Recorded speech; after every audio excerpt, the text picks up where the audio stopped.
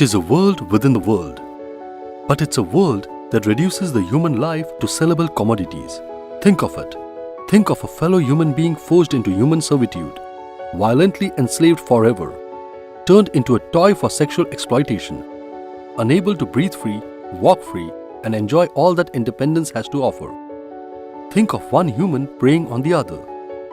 Thousands of individuals end up every year into the throes of human trafficking across the world, sold and pushed into modern slavery. They alone can't fight back. The Honorable Prime Minister of India, Shri Narendra Modi, stands firmly behind the women, not just in words but deeds. He launched the Beti Bachao, Beti Padhao Yojana with an initial investment of 100 crores, believing that strong women make a strong nation. The government is proactively bringing in various laws and programs to better the position of women, to empower them and protect them.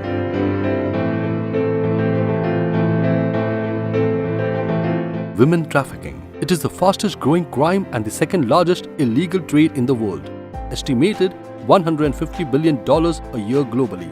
That amount is greater than the combined education budget of many countries put together. That's the size of the information technology industry in India. That's the amount of money traffickers make by selling women, children, and men. The trafficking of humans for personal and financial gain continues to grow, despite national and international laws prohibiting such offences. As many as 124 countries have criminalized human trafficking in line with the United Nations Protocol in 2000 to prevent, suppress, and punish trafficking in persons, especially women and children. According to UN Women, adult women account for almost half of all human trafficking victims detected globally. Women and girls together account for about 70%, with girls representing 2 out of every 3 child trafficking victims. The nature of this crime is changing due to technological advances, growing migration, and rapid economic transformation. The sexual exploitation of women continues to evolve to include online transactions and expand beyond the traditional red light areas. Traffickers transport women between states from the neighboring countries such as Bangladesh and Nepal, and as far as Eastern Europe and Southeast Asia. How do you secure justice and ensure freedom for the victims and stem this crime? The war on trafficking covets a sustained offensive from the governments and stakeholders. It is imperative that the global leaders understand the problem and come together to combat the crime.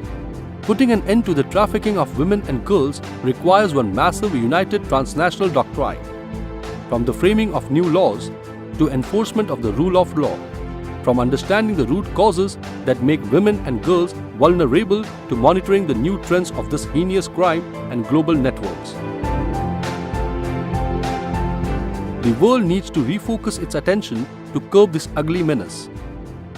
The Indian government has responded by amending current laws to increase the minimum sentences for traffickers, as well as setting up anti-trafficking units in the vulnerable regions.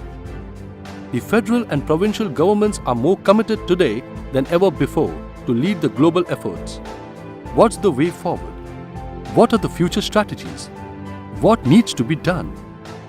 For 2 days, experts from around the world, including in India, activists, policy makers, law enforcers, and other stakeholders are coming together in Mumbai at the International Conference on Women Trafficking to brainstorm the many aspects of this crime.